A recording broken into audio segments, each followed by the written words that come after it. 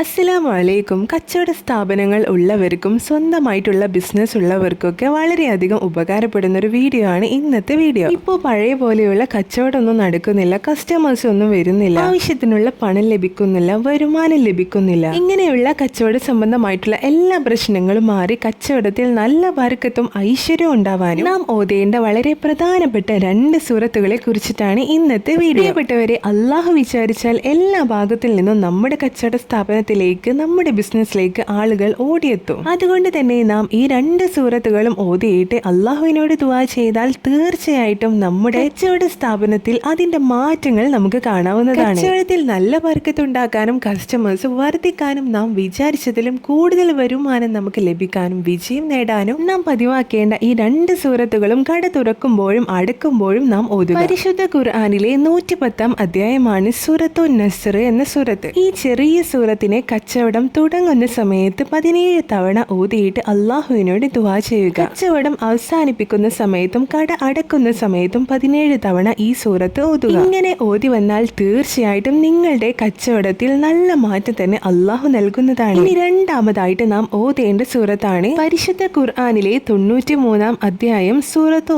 ളുഹ എന്ന സൂറത്ത്. ഈ സൂറത്തിനെയും 7 തവണ കട തുറക്കുന്ന സമയത്തും കട അടക്കുന്ന സമയത്തും ഓതിയിട്ട് അള്ളാഹുവിനോട് ദുആ ചെയ്യുക. ഇങ്ങനെ ഓതി വന്നാൽ ഇൻഷാ അല്ലാഹ് നിങ്ങളുടെ കച്ചവടത്തിൽ അള്ളാഹു നല്ല ബർക്കത്തും നല്ല വരുമാനവും നൽകുന്നതാണ്. എല്ലാവരും ചെയ്തു നോക്കാട്ടോ.